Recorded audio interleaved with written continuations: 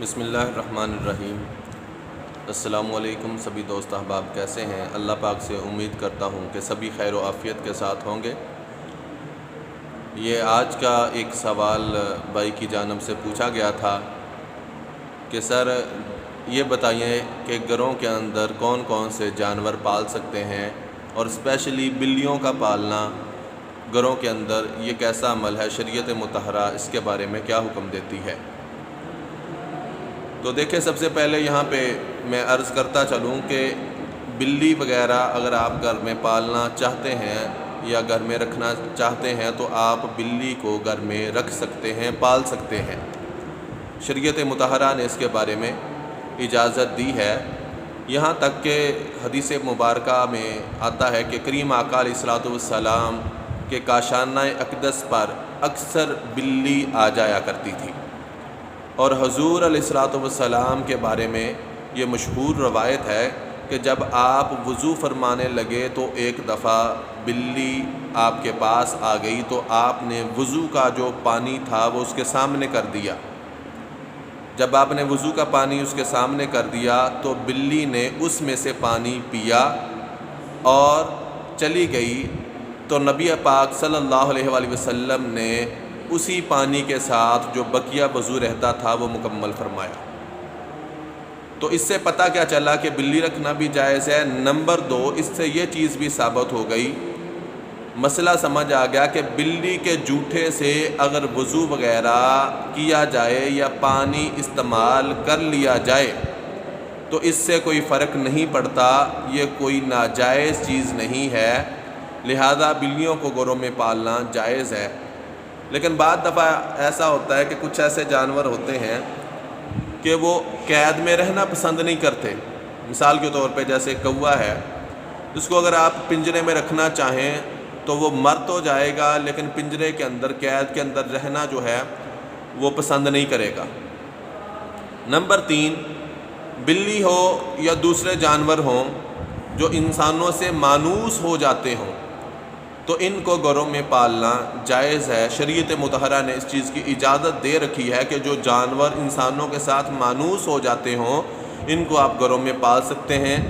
رکھ سکتے ہیں۔ لیکن جیسے میں نے کوے کی مثال دی، آپ اس کو جتنا مرضی مانوس کر لیں، پہلی تو بات وہ مانوس ہوگا نہیں، لیکن اگر آپ مانوس کر بھی لیں تو وہ قید میں رہنا پسند نہیں کرے گا، مرنے کو ترجیح دے گا۔ نمبر 4، وہ جانور ایسے بھی نہ ہوں کہ جو گندگی اور ناپاکی کا لحاظ نہ رکھتے ہوں، گندگی اور ناپاکی کی تمیز نہ رکھتے ہوں۔ جیسے کہ بعض بلیاں ہوتی ہیں بڑی اچھی ہوتی ہیں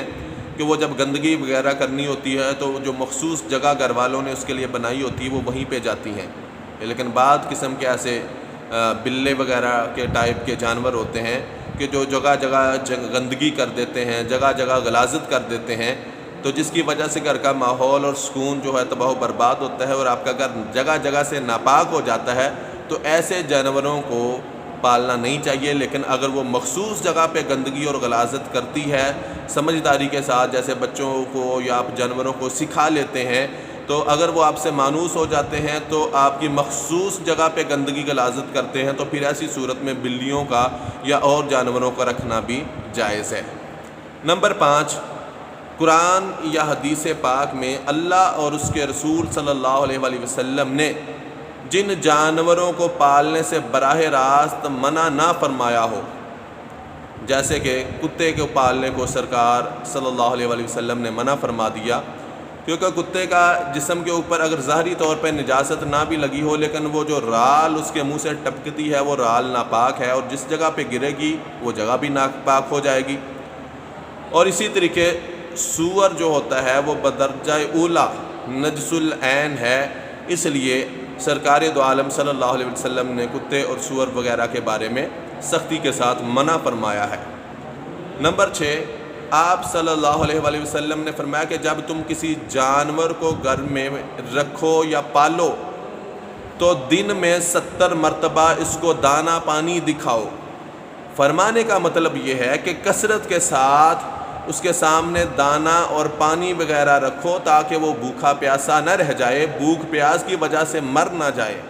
تو اگر آپ ان چیزوں کا خیال رکھ سکتے ہیں کہ اس کو دن میں 70 بار یا بار بار پانی اور دانہ وغیرہ ڈال سکتے ہیں، اس کے کھانے کا اہتمام کر سکتے ہیں، تو ایسے جانور جو انسانوں کے ساتھ مانوس ہو جاتے ہیں اور گندگی کا وہ غلاظت کا لحاظ رکھتے ہیں، تو ایسے جانوروں کا پالنا شریعت مطہرہ میں جائز ہے، اسلام نے اجازت دی ہے۔ تو اللہ پاک مجھے اور آپ سب کو ان شرائط کی روشنی میں مسئلے کو سمجھ کر اس پر عمل کرنے کی توفیق عطا فرمائے، آمین ثم آمین۔